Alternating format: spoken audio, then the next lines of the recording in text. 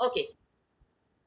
A very good morning to you. So it is a week since we had our last class,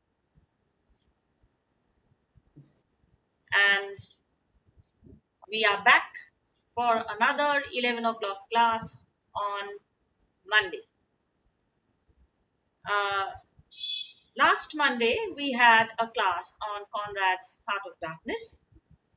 Today's discussion will focus on your second semester course number ENG 205, unit number 1, and the course is Background to Shakespeare's and the Lifetime and Stage, Western and Subcontinental Stage Responses, Macbeth and Twelfth Night.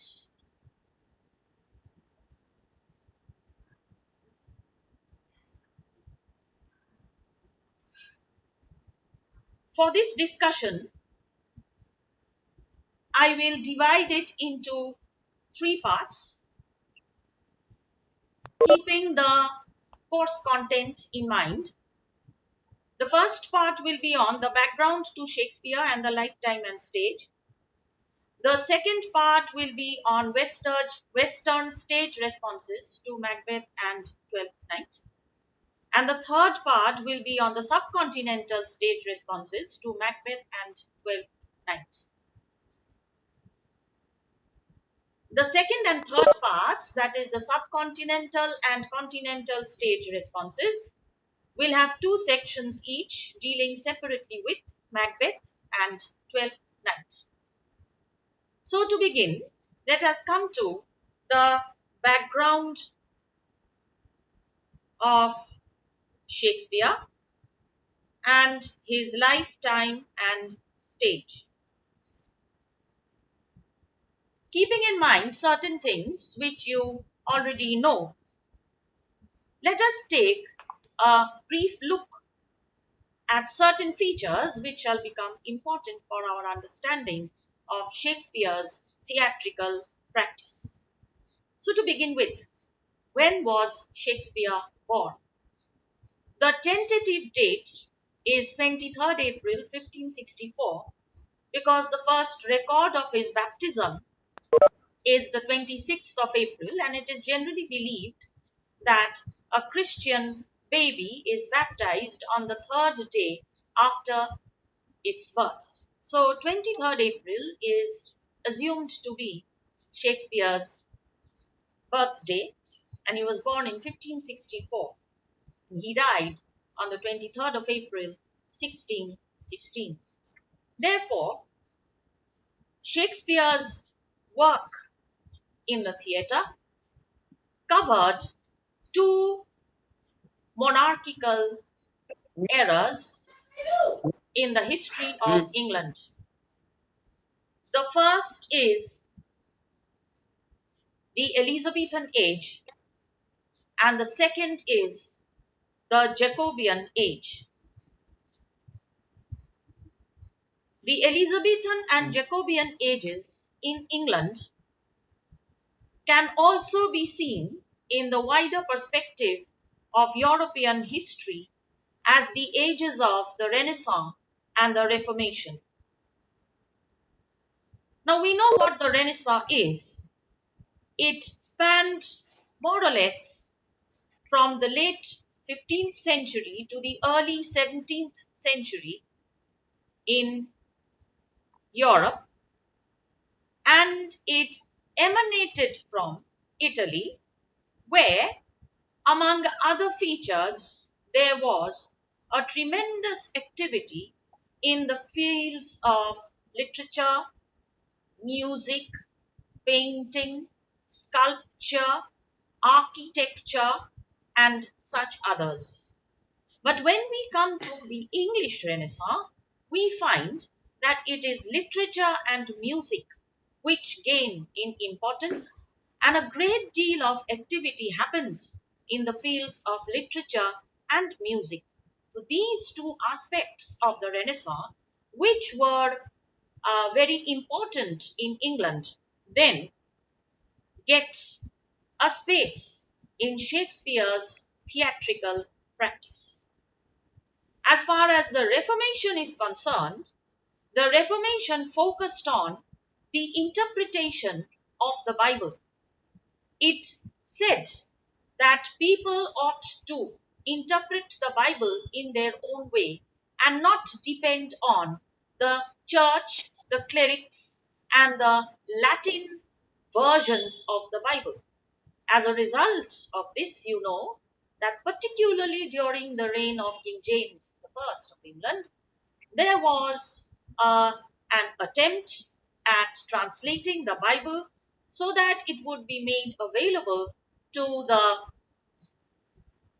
common people of England who understood the English language very well and not so much Latin.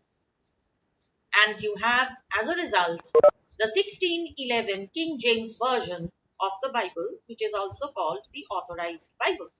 And it is a book which is more or less a text also for us who are students of English language, literature, and culture.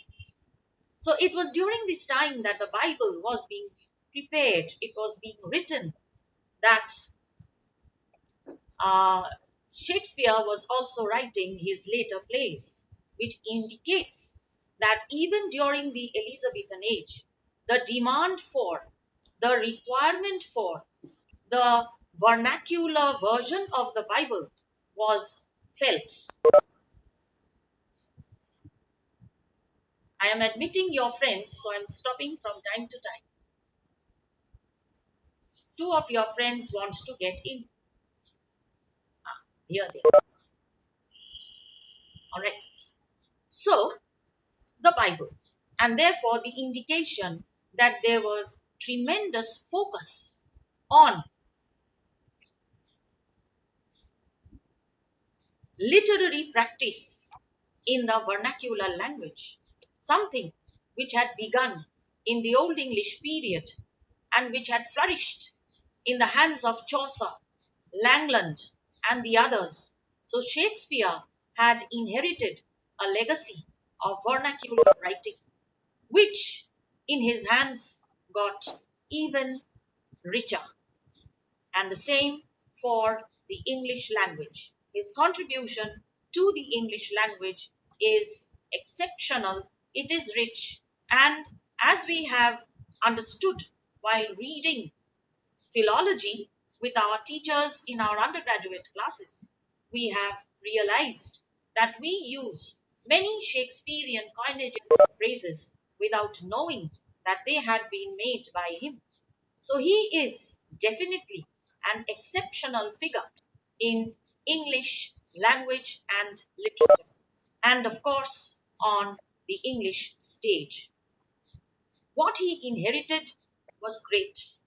What he did to it made it greater, as a result of which Shakespeare is indispensable for an understanding of English literature, for an understanding of world literature, and definitely for an understanding of stage practices. Now, to get back to the Elizabethan age, we will look at some of the distinctive features of the Elizabethan age, for which I would request you to refer to the PDF version of E.M.W. Tilliard's The Elizabethan World Picture. It is in archive.org, https://archive.org. E.M.W. Tilliard's book, The Elizabethan World Picture, will allow you to get a very good understanding of the background of Shakespeare's time. During this time, England emerged as a formidable power in Europe, both politically and economically. And during this period of lockdown, if your data permits you, then you can view the movie by our own Shekhar Kapoor, Elizabeth.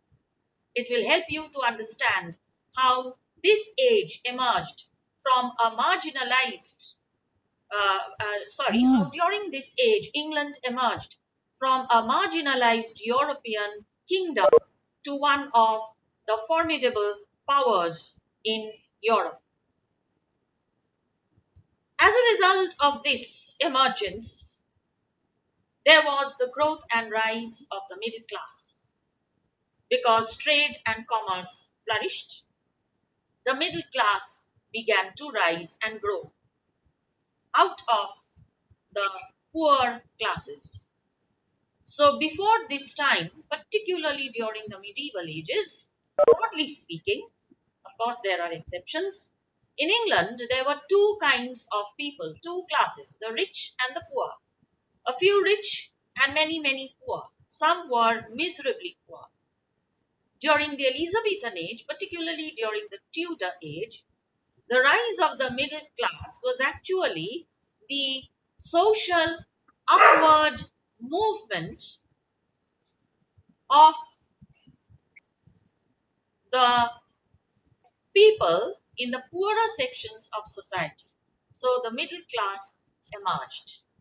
And with the growth and rise of the middle class, London began to become a very important center of commerce and economic and business activity. And as London began to grow, the population of London grew, obviously. So the rise in London's population led to a number of requirements, one of which was entertainment. Now, to go and take a quick look at the growth of theatre, I'll be just dropping certain terms like keywords because you will be able to connect them. You have the early beginning of theatre or drama. Please excuse me. No, Chitu. এখানে না।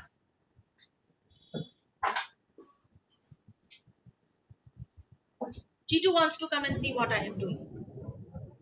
Uh, so, it began with the tropes. Then you have the miracles, the moralities, the mysteries. Then you have the interludes, the university wits, and then Shakespeare. So this is the trend in theatre. Now you will find that following the interludes, you have tremendous theatrical activity by the university wits. Why? Because these men were university scholars, university students or graduates, and they all were very well versed in classical literature. They had on their fingertips what was there in classical literature. And they also knew that during their time, the emergence of a vernacular literature was a very good possibility because they were actually persons who had inherited the legacy of their predecessors, which, as I told you, include Chaucer and his contemporaries. Therefore, these men tried to do certain things. Along with this, to get back to what the distinctive features of this age, you have the arrival of the printing press. It is assumed that William Caxton is the first person to bring the printing press to England in 1476, that is in the latter half of the 15th century. And of course, there is the emergence of the professional theatre. Now, many of the aspects of that age may be found reflected in the works of Shakespeare and his contemporaries. Shakespeare's contemporaries would include the university wits and certain Jacobean playwrights like John Webster, Benjamin or Ben Jonson, Chapman, and the like. Now, what is this literature like? The literature which will then get reflected on the stage as theatrical performances. Because we must always remember that A theatrical text is the prerequisite for a stage performance. Without a text, you cannot have a performance. So, when you see a performance, then it is a combination of many factors. First, you see the actors, you see the set, you see the light, you see the music, and then you see the text. But when a play is in the formative stage, it is the text which is most important. The text indicates who will act which role. The text indicates what kind of staging is required. And the text will then be the fundamental basis on which a play will grow and develop. And herein lies Shakespeare's credit and his eternal relevance, because the text which he wrote has so many significant strata which lead to and reach out to. I think I will pause here because I hear a cock crowing. So, whoever's home it is where the cock is crowing, I request that person to put your microphone on the mute, please, because the crowing cock is very important in biblical history. The cock crowed thrice before what happened? Jesus was betrayed, isn't it? Remember? So we don't want any background music, please. Anyway, to get back. So Shakespeare, he reaches out to all kinds of persons in his audience. His plays have that capability, which makes him so interesting down the ages, right from his own time till date, in his own language and in other languages, in his own kind of theatrical performance, to other kinds of performances and presentations, including audio via radio and audiovisual via cinema and television. And there have been a wide variety of experiments using Shakespeare's texts. That is simply because these texts, which are excellent works of literature and language, have borne the test of time without any doubt. So, certain characteristic features of Renaissance literature, including Shakespeare's texts, would include four broad heads, and we are still doing the background to Shakespeare's theatre. The first would be the celebration of man. The second would be the celebration of nature. The third, celebration of classical literature. And the fourth, a celebration of music. To get back to the first, celebration of man. It is during the Renaissance that man became the focus of attention in literature. There was this belief that the human being was capable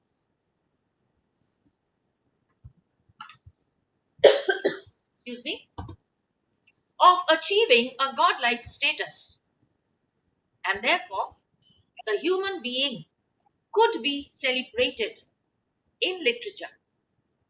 His attempts, his perseverance, his achievements could be the staple of literature. And Renaissance humanism became a very important aspect of expression in all forms of art, including literature. the celebration of the powers and potentialities of man made him so important that it appeared at certain points of time that man would be aspiring towards the status of a god. But there is the flip side to this. And since we are speaking about theatre, let us focus on theatre. You look at the plays written by the university wits, and you will find that they are all experimenting in their own way with their own kind of understanding on the possibilities and powers of human beings to prove their worth as individuals. And just as in every endeavor, there is also the flip side to this. There is the negative side. And the negative side was also explored by Christopher Marlowe in a play, the name of which by now you have already guessed, Dr. Faustus, as to what happens when a man aspires to become God. Even Shakespeare experimented with these elements in the human mind, in the human self. His plays are more complex. Richard III is comparatively closer to Dr. Faustus, where the potential, the power of a human being can make him so ruthless and so despicable that his elimination is a welcome event. Just as that is true, so is also true the fact that there are very complex happenings going on within the human self. And these are explored by Shakespeare in his four great tragedies. And of course, there are the more serious comedies like The Merchant of Venice and Measure for Measure, which are there for you to read. The next element is the celebration of nature. Nature appears in Elizabethan literature, particularly in Sidney and Spenser and their poetry, their exploration of the pastoral, which is again brought to theatre in the plays of the university wits and in Shakespeare's plays. So there is the turning towards the earth, the beauty of the heaven, the pleasures and pursuits of the world. These are celebrated in Twelfth Night. And the celebration of the classical tradition, which is the third point, is a revival of classical ideas. This is more extensively done by Ben Jonson, but you also have elements in Shakespearean drama. For example, in Twelfth Night, you have the exploration of the various aspects of love, the relation between parents and children, the relation between siblings, brother and sister, as in the case of Viola and Sebastian, and between Olivia and her dead brother. So all these relationships are also explored.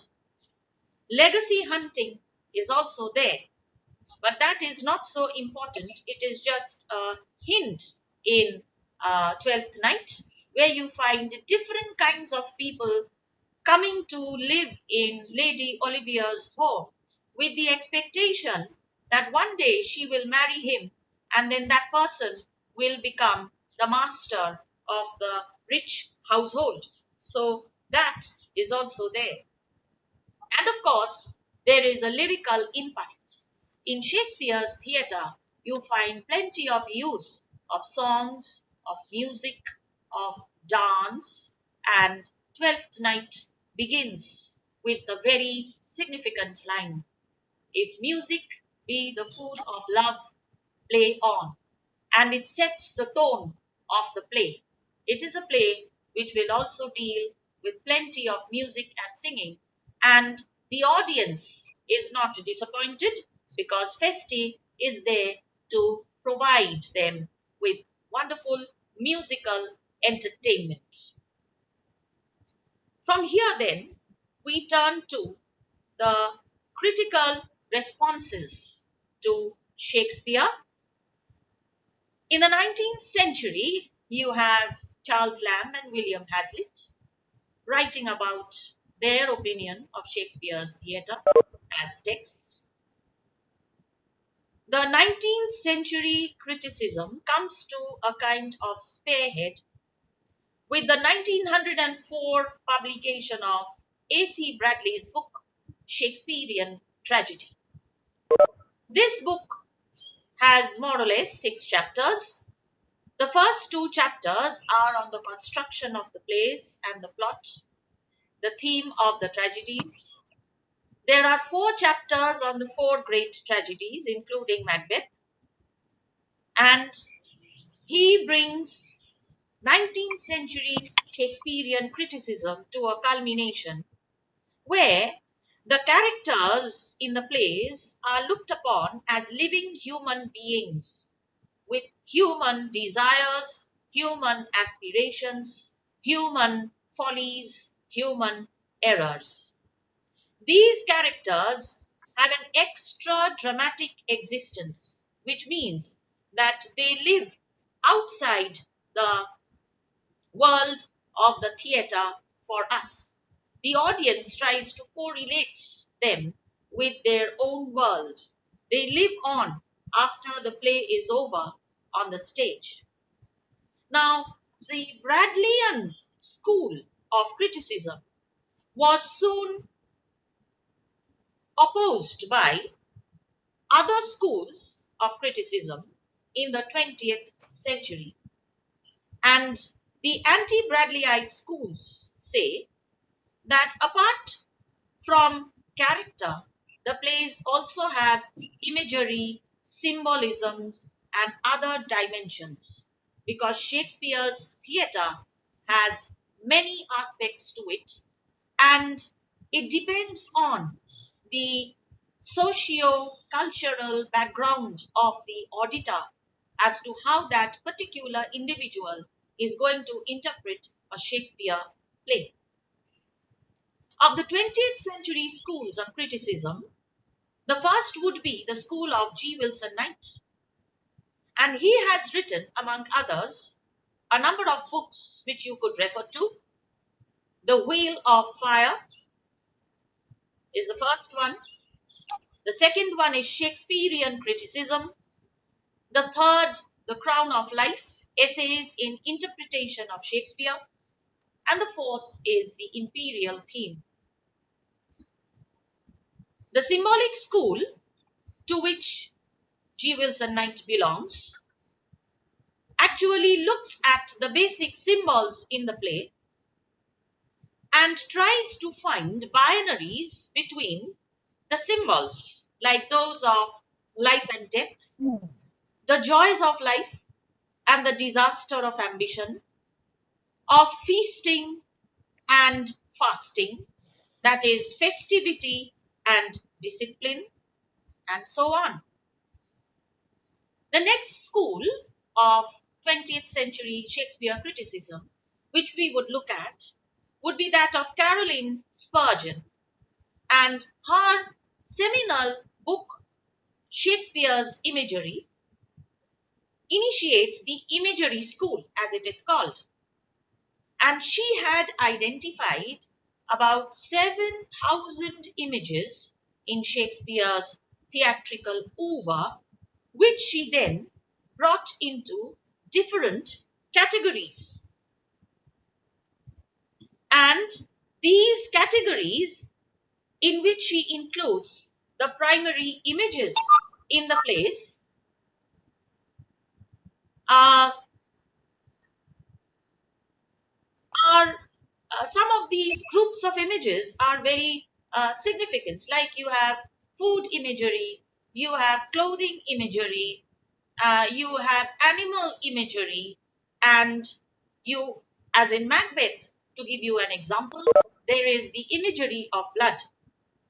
And she shows how the blood imagery is very strong in Macbeth and is there right from the beginning till the end in different forms. So, if you want to, you can refer to Spurgeon's book and the text of Macbeth and write an essay on the blood imagery in Macbeth. But as far as we are concerned, there is another group of critics who speak on the staging of Shakespeare's plays. Because, as I told you, a Shakespeare play is definitely a text, but more importantly, it is a base on which a performance will develop. That is one of the reasons why you have so many versions of Shakespeare's plays by so many different editors. And the Arden edition usually has plenty of annotations pointing towards the way in which certain words in the text, certain phrases in the text have been interpreted by subsequent generations of scholars and theatre personalities. This is because Shakespeare wrote only the words for performance.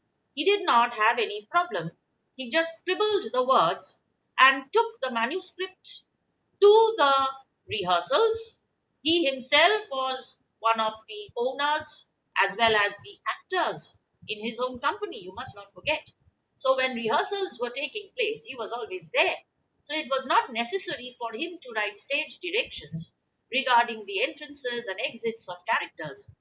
And therefore, his play texts were actually very flexible and they could be modified as and when required. And these gaps, which are not documented, are now being inquired into by various editors and scholars to bring back to us who are interested in Shakespeare studies the kind of life that the actors had lived as they rehearsed in their preparation for a performance. So that is also there. So then, the critical studies of Shakespeare's stage and performance gained in importance in the 20th century. And of these critics, one indispensable name would be that of Andrew Gurr or Andrew Gore. He has written four significant works besides others. The first is Staging Shakespeare's Theatres, which tries to reconstruct the ways in which the plays were originally staged in the theatres of Shakespeare's own time by bringing together evidence from different sources. The next book is Playgoing in Shakespeare's London. The third book is The Shakespearean Stage.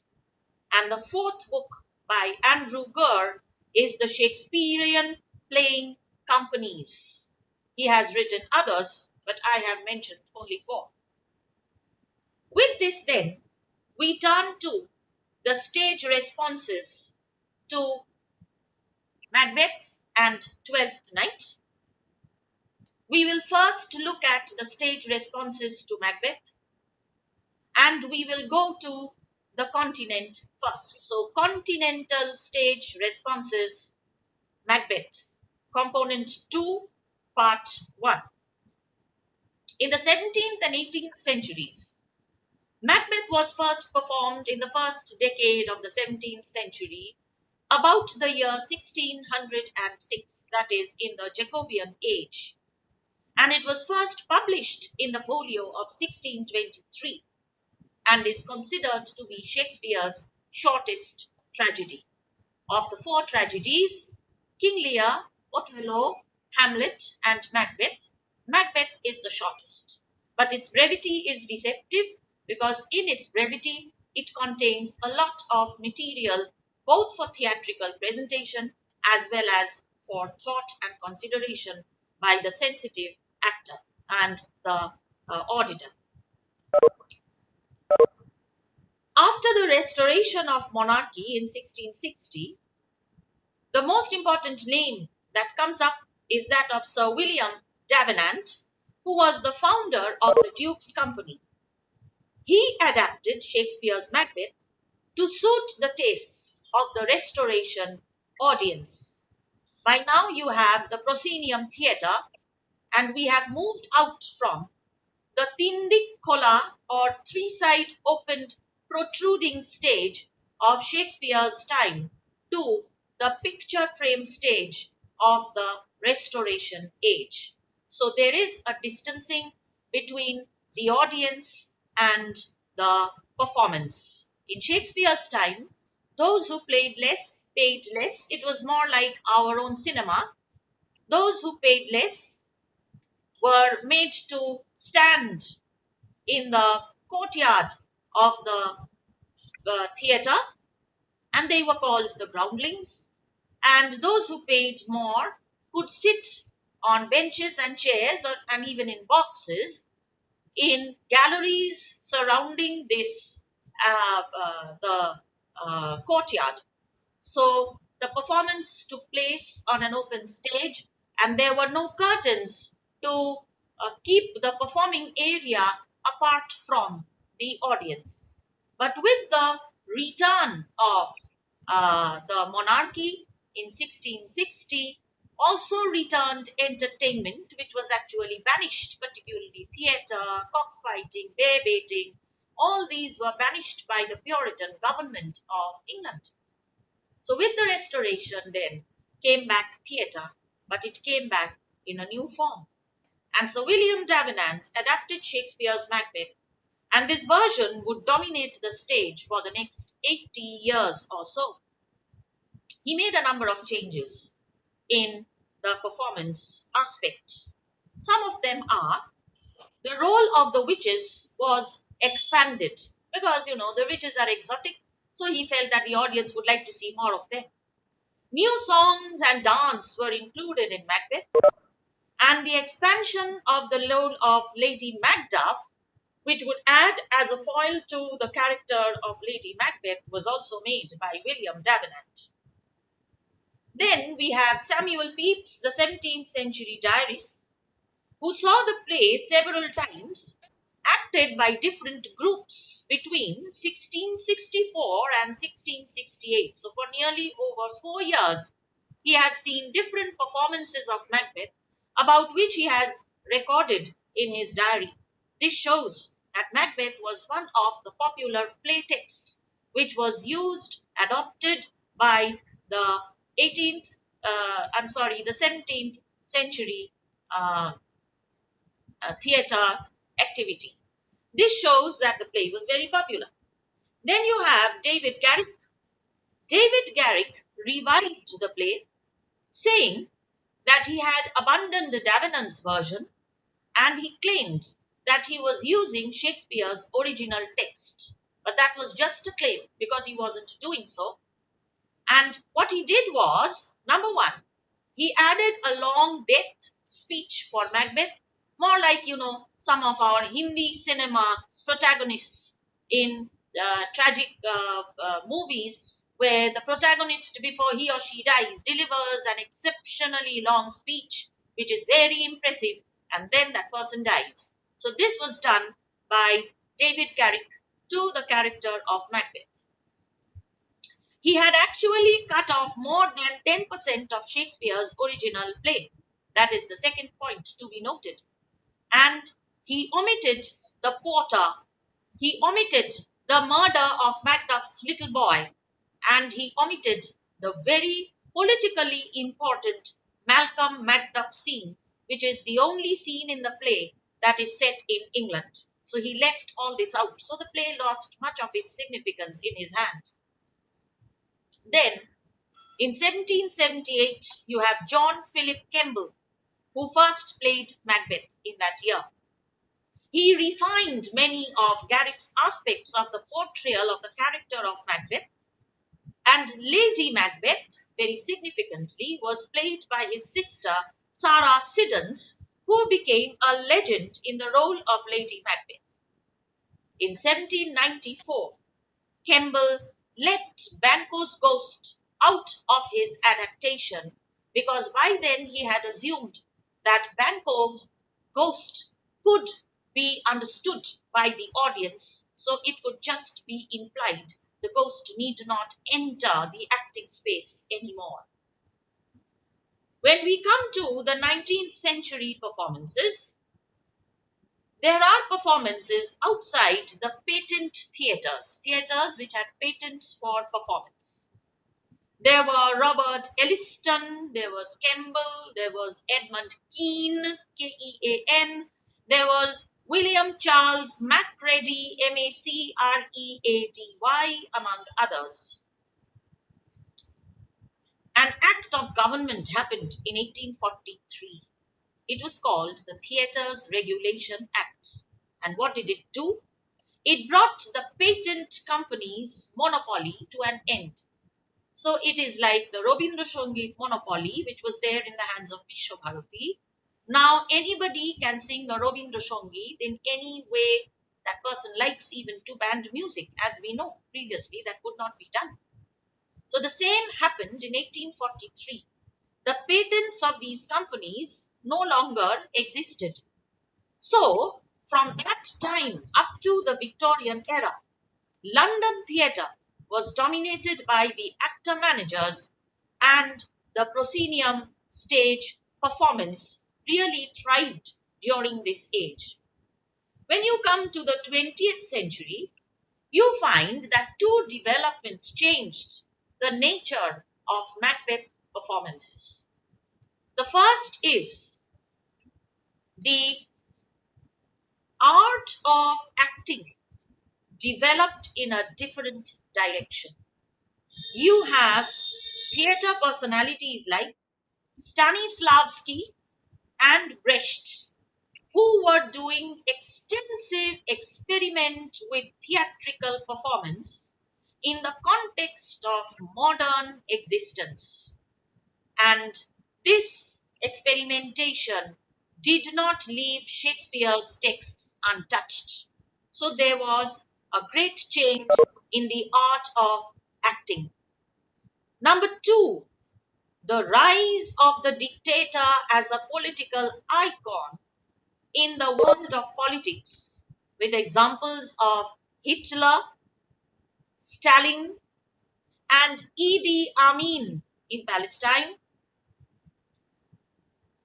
actually triggered off performances of Macbeth with these personalities in mind. But then, as you see, Macbeth is not just a dictator, he is a tragic protagonist. But the moment Macbeth is likened to persons like Hitler or Stalin or Idi Amin, what happens is that in the play, the character of Macbeth becomes only a villain and loses the possibility of a tragic protagonist. He becomes more like Richard III, which is something which is detrimental to the idea that Shakespeare had of the character of Macbeth when he created it. For the first time in 1923, Barry Barry Jackson directed Macbeth in modern dress for the Birmingham Repertory Theatre. In 1936, Orson Welles, a very important name, Wells, Orson Wells, Orson Welles, directed Macbeth for the Negro Theatre Unit of the Federal Theatre Project at the Lafayette Theatre, Lafayette Theatre in Harlem, in America, using black actors and setting the action of the play in Haiti with drums and voodoo rituals. Voodoo, you know, is a mystical practice in black culture, in Negro African culture, and voodoo rituals were used to establish the witches' scenes. The production was later dubbed the Voodoo Macbeth, It was accused of making fun of black culture. So Orson Welles found that he had to make a statement.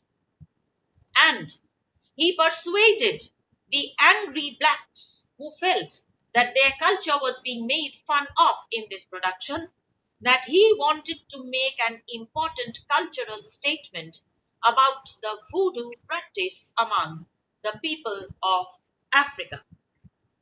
A performance which is frequently referred to as an example of the play's curse was the outdoor production directed by Burgess Meredith in 1953 in Bermuda, starring the very famous Hollywood actor Charlton Heston. And it used the imposing spectacle of Fort St. Catherine as a key element of the set. It was all in Bermuda, and there was a disaster in which Charlton Heston was badly burnt in a fire accident, and therefore this performance it didn't stand its merit. The critical consensus is that there have been three great Macbeths on the English speaking stage in the 20th century. All of them began in Stratford upon Avon. The first is in 1955, and Sir Lawrence Olivier, Olivier, portrayed the character of Macbeth. It was directed by Glenn Byam Shaw, and Vivian Leigh, another famous Hollywood actress, played the role of Lady Macbeth.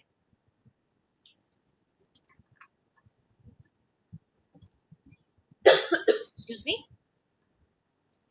It was hailed immediately as a masterpiece, and Kenneth Tynan, the critic, expressed the view that it succeeded because Sir Laurence Olivier built the role of Macbeth to a climax at the end of the play, where most actors spent all they have in the first two acts.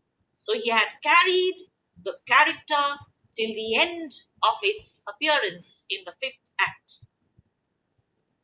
The next significant performance is by Ian McKellen, MC, capital K-E-L-L-E-N, in 1976, and the third is in 1999 by Anthony Sher, S-H-E-R.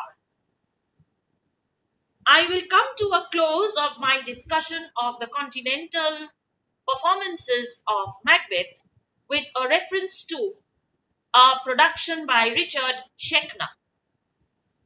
In one of his directed productions, which is a studio production, and a studio production is meant for a small audience of about 200 or 250 persons, a large room became the stage, and in the center of the room there was a long table, and the characters, most of the audience sat around this table, and those who didn't find place sat a little away from it.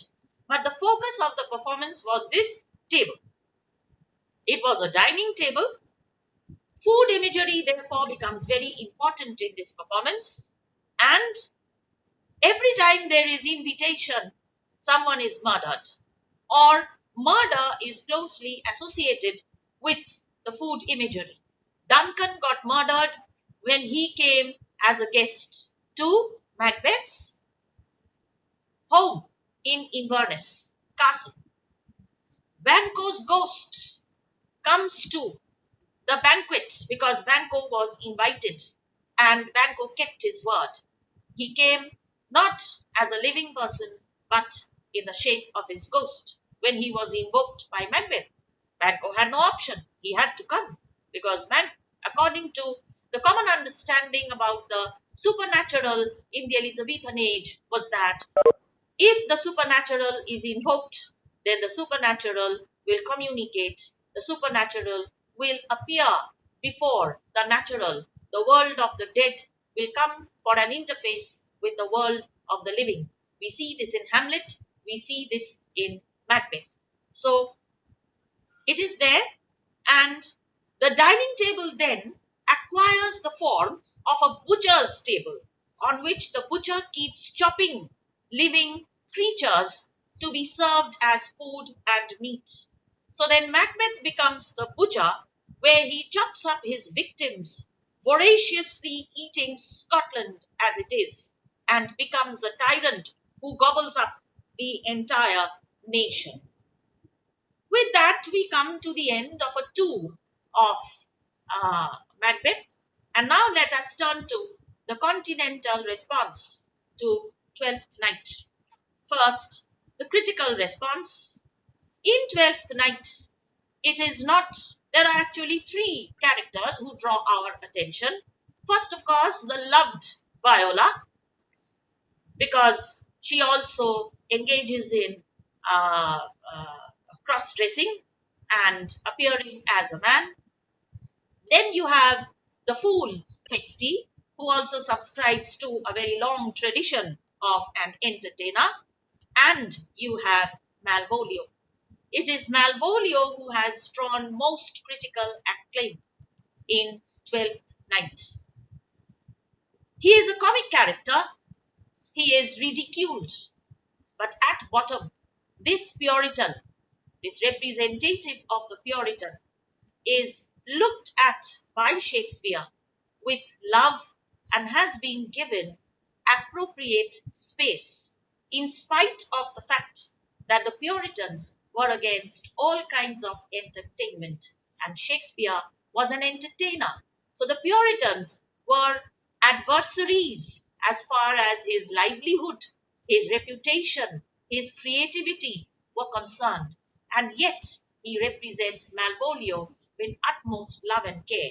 That is the true greatness of Shakespeare as a human being. And that makes him a great creative artist, because at bottom, Shakespeare was very sensitive to the human mind, to the human soul, to the human spirit, to human behavior. So you find that every character in Shakespeare's portrait gallery has been given adequate space. A small example would be the porter in that water scene. He appears only in one scene. He has only a monologue to deliver, but he remains one of the immemorable characters in Shakespeare's gallery. So, to get back, in the 19th century, Charles Lamb wrote about Malvolio, saying that he is comic by accident. He has a tragic dignity and a tragic integrity, which makes us feel sympathetic towards him.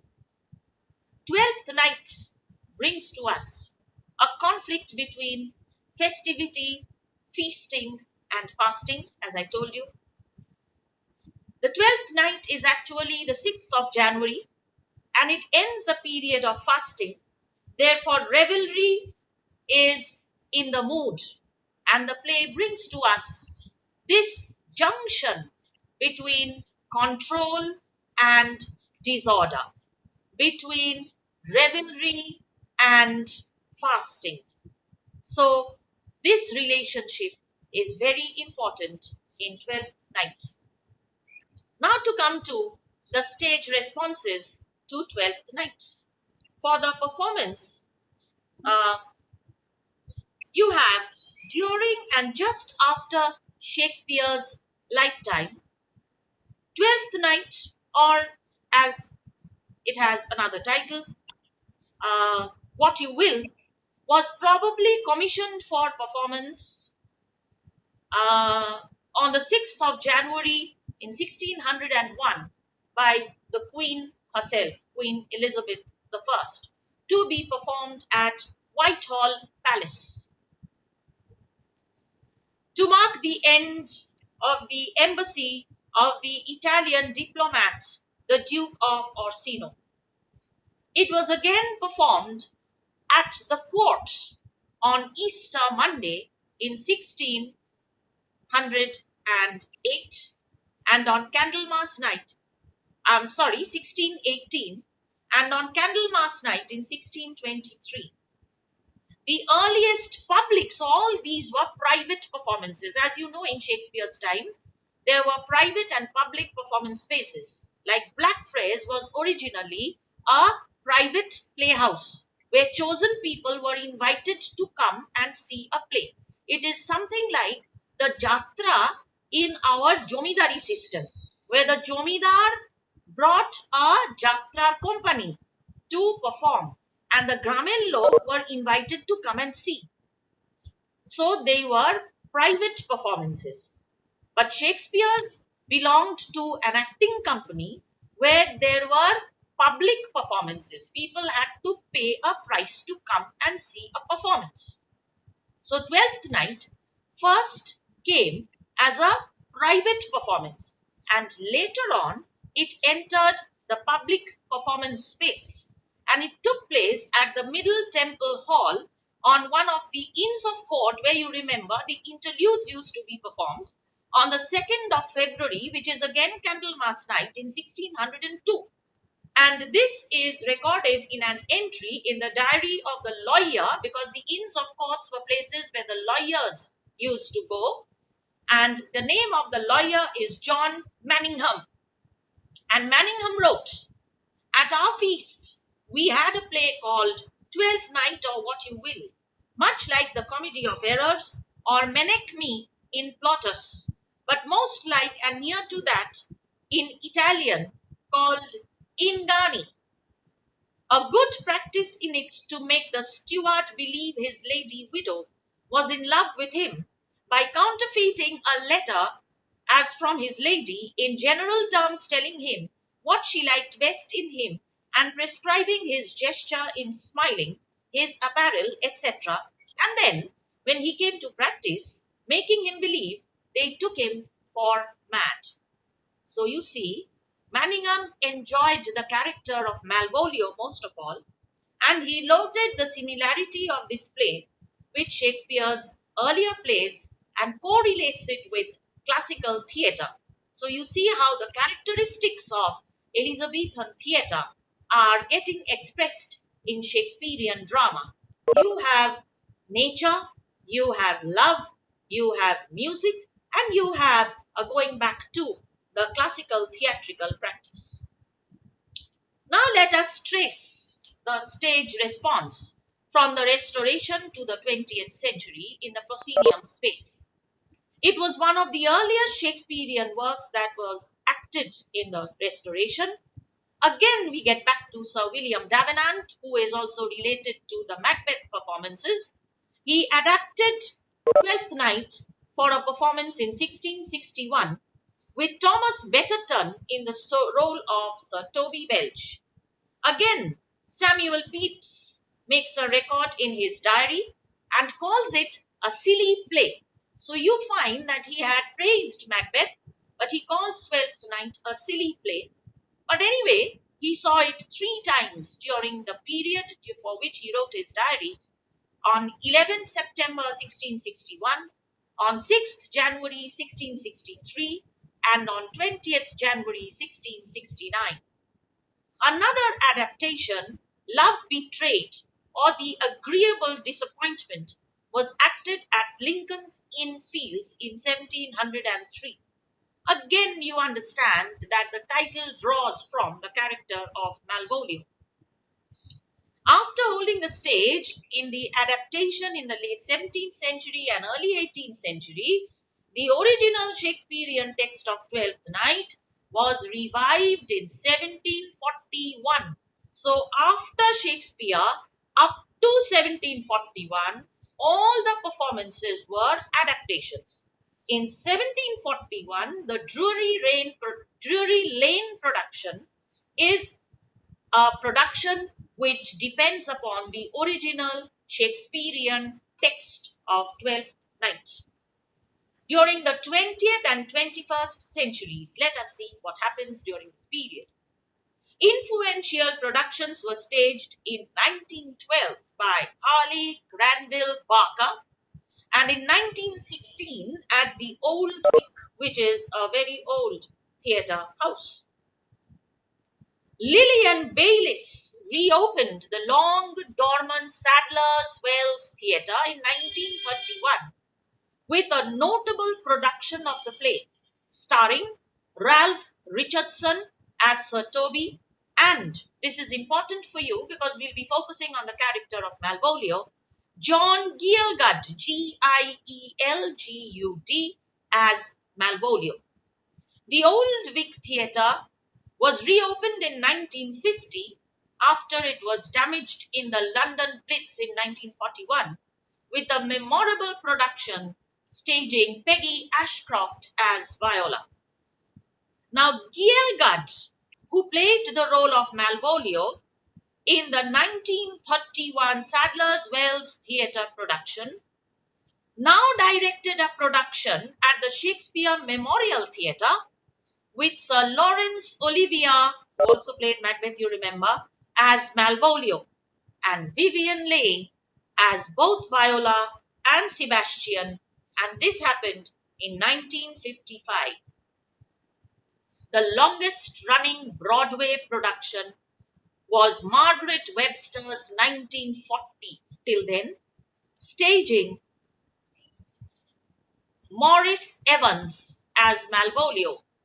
It ran for 129 performances, more than twice as long as any other Broadway production till then. Another memorable production was directed by Liviu Hewley at the Guthrie Theatre in Minneapolis between October-November 1984, and it was set in the context of an archetypal circus world emphasizing the carnivalesque tone. When the play was first performed, all the roles were played by men and boys. Boys played the female roles. But there was a reversal of this order when an all-woman cast was also performed. Uh, Another very significant performance was a Broadway production where Stephen Fry played the role of Malvolio during 2012-2013. Let us go back a bit. In 1969, John Barton produced Twelfth Night, in which Donald Sinden, Sinden, played the role of Malvolio. The production wanted to show that the contemporary society was a dying society which was crumbling down to decay. So we find that Malvolio is a popular character among the actors. They prefer to play the role of Malvolio because it is a more challenging and complex character than the others. Others who have taken the part of Malvolio, besides the actors I have mentioned, include Ian Holm, Ianholm, Simon Russell Beale, Richard Cordery in 2005, Patrick Stewart in 2007, Derek Jacobi in 2009, Richard Wilson in 2009, and Stephen Fry in 2012. Very recently, in March 2017, the Royal National Theatre's production of Twelfth Night changed some of the roles from male to female. So Festi, Fabian, and Malvolio were all changed into female roles. So what happened was that the production invited gender connotations which were hitherto unprecedented. In 2017-18, the Royal Shakespeare Company staged Twelfth Night, which was directed by Christopher Luscombe. Adrian Edmondson played the role of Malvolio. And of course, beside this, you have television productions and much more. I shall end today's discussion because we have already crossed 1 hour, 4 minutes time. And I think it would be good if we could meet again, possibly coming Monday, same time, 11 o'clock, for a discussion of the subcontinental responses to Macbeth and Twelfth Night. Now, if you have any questions, one by one. Any questions? You can unmute your microphone and ask questions if you have any, or make comments.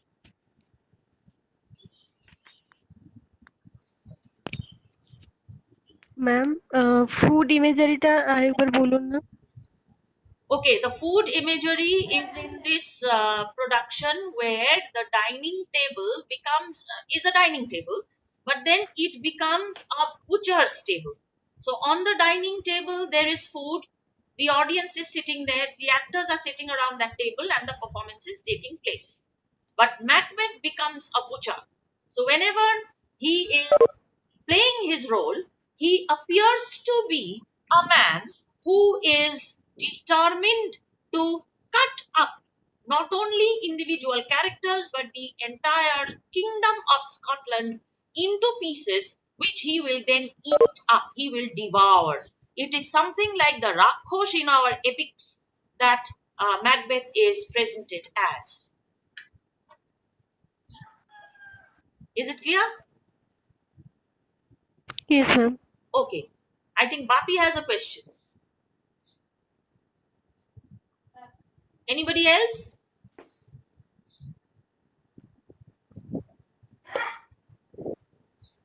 If you have further questions, you can keep them aside and you can ask them when we meet the next day. That could also be possible. You listen to this and you can ask questions the next day. So if you permit me, shall I stop the meeting? There is no response. Shall we stop for today? Okay ma'am Okay. Bye bye then. Take care. Stay safe yes ma'am and follow the government rules. Thank you. Thank you, ma'am. Thank you. Bye bye.